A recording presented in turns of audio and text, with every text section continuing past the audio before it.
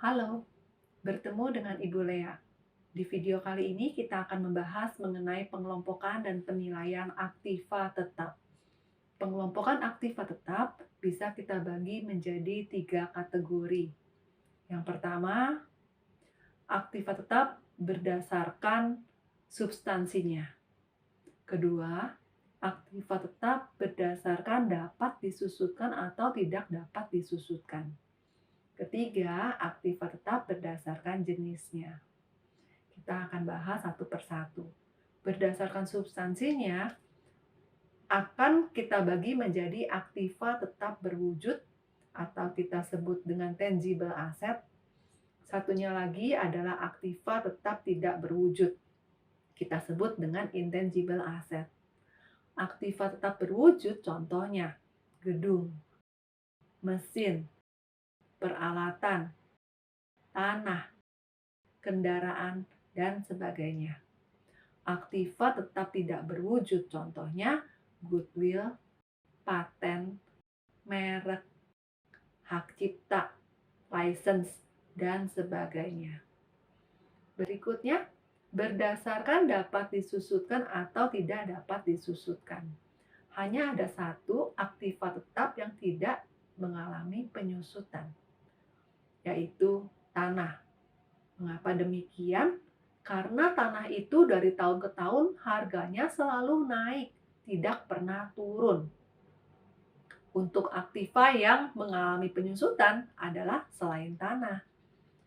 Contohnya gedung, mesin, kendaraan, peralatan, dan lain sebagainya. Lalu kemudian yang berdasarkan jenisnya.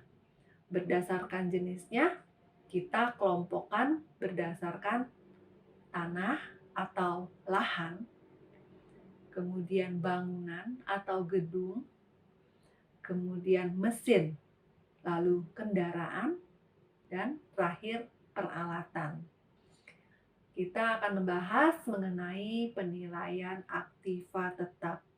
Jika kita berbicara mengenai penilaian aktiva tetap, kita harus bisa menghitung harga perolehan atau kita sebut juga cost. Harga perolehan adalah akumulasi dari biaya-biaya yang dikeluarkan untuk memperoleh aktiva tetap sampai siap untuk digunakan. Pencatatannya harus tepat dan akurat. Kita ambil contoh. Jika sebuah perusahaan membeli mesin, tentunya yang kita perhitungkan adalah harga mesin tersebut. Lalu kita berandai-andai, umpama kata mesin ini harus beli dari luar negeri. Artinya terjadi transaksi impor. Mesin tersebut harus didatangkan dari luar negeri. Akan mendapatkan terbeban biaya perizinan untuk masuk ke Indonesia. Lalu ada juga biaya pengiriman. Nah, biaya perizinannya, biaya pengirimannya, ini harus diperhitungkan sebagai harga perolehan. Jika mesin tersebut dikenakan biaya instalasi, maka biaya instalasi ini ikut diperhitungkan dalam harga perolehan. Jika mesin tersebut terkena biaya asuransi karena mengalami perjalanan yang jauh, maka biaya asuransi selama perjalanan ini akan terbebankan juga di harga perolehan.